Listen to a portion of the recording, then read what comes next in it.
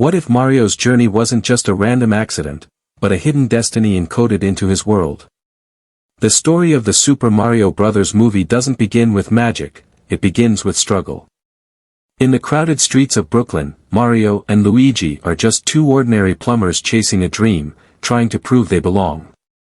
But everything changes in a single moment that feels too precise to be coincidence. While exploring the city's underground, they stumble upon a mysterious warp pipe. An object that shouldn't exist in their world. And the second they're pulled in, reality itself breaks. Suddenly, the grounded world of Brooklyn is replaced by something vibrant, unpredictable, and strangely alive. But this isn't just a colorful fantasy, it feels like a system. A structured dimension with rules, territories, and power hierarchies. The warp isn't just a portal, it's a gateway between realities. And the way it separates Mario and Luigi isn't random. It's almost as if the world is testing them. Mario lands in the Mushroom Kingdom, a place full of wonder but also hidden tension, while Luigi is thrown into darkness, into a land ruled by fear. This split immediately raises a deeper question: was this truly an accident, or did the world itself choose where they needed to be? Even the design of the warp pipe suggests something ancient, like remnants of a long-lost network connecting multiple worlds. If that's true, then the Mushroom Kingdom isn't isolated. It's part of something much bigger, something that has existed long before Mario arrived. And here's where the mystery deepens: why Mario? Out of billions of people, why was he the one pulled into this universe at this exact moment? Was it luck, or was he always meant to find that pipe? Because if the warp chose him, then this isn't just the beginning of an adventure.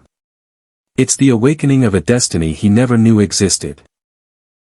Why does this cheerful kingdom feel like it's hiding a dark past?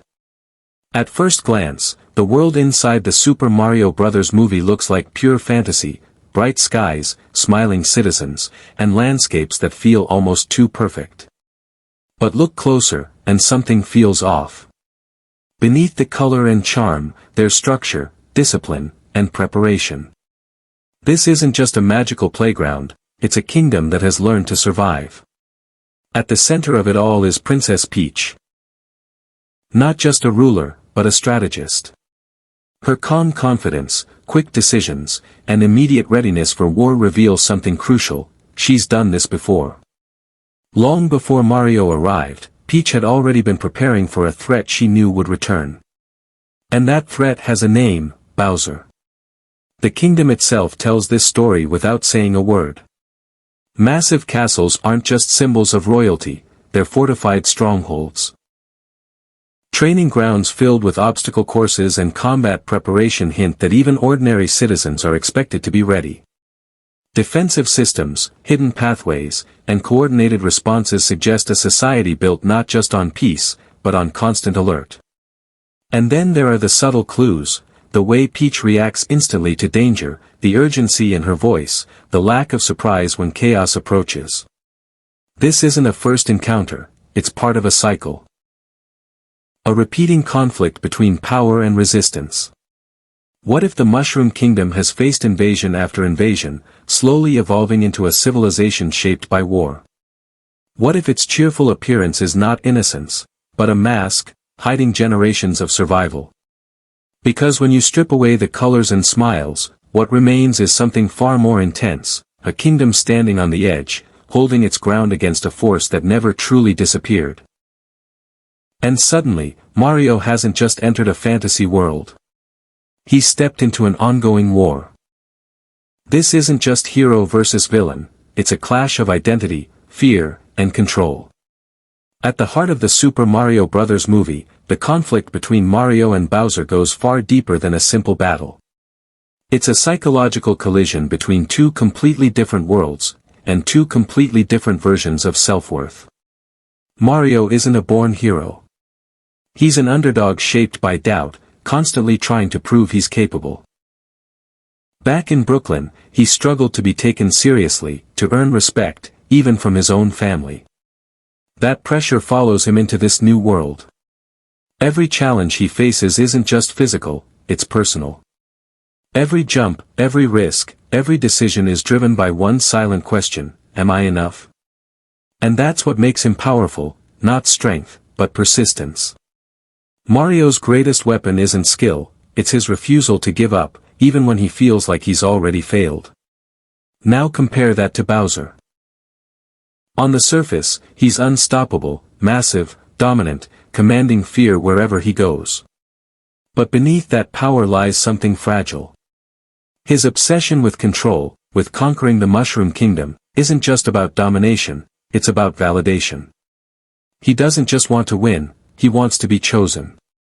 His fixation on Princess Peach reveals the truth.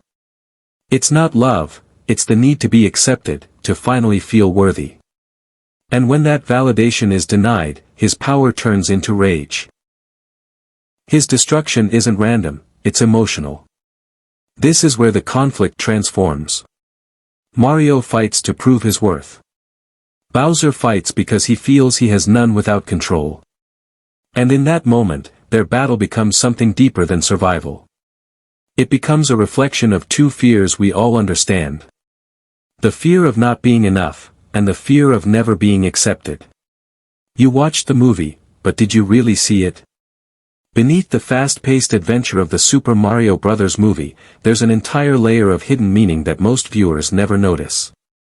Every frame is packed with clues, small details that quietly expand the story far beyond what's shown on the surface. And once you start seeing them, the movie transforms completely. Take the power-ups, for example. They're not just fun tools, they represent transformation. When Mario uses them, it's not only about gaining strength, it's about evolving, adapting, and becoming something greater than he was before. Each upgrade mirrors his internal growth, turning physical change into a symbol of confidence and identity. Then there are the environments. Certain landscapes, obstacle designs, and even camera angles are direct echoes of classic Mario game levels. But these aren't just nostalgic callbacks.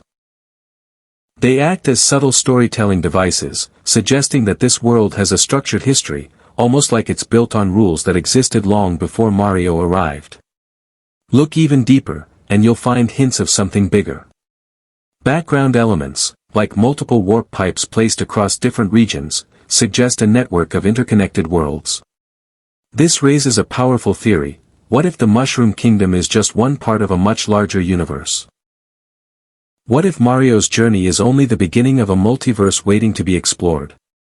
Even small details, like character reactions, hidden symbols, or blink-and-you-miss-it moments, feel intentional, like pieces of a puzzle placed for the most observant viewers. And that's what makes this part so powerful. It turns the audience into investigators. Suddenly, you're not just watching the story, you're decoding it. Because the real magic of this film isn't just what it shows you. It's what it hides in plain sight. This isn't just a movie, it's the rebirth of a global legend. Mario returns as a timeless symbol, blending nostalgia with modern storytelling. His journey of courage and self-belief inspires new and old fans alike.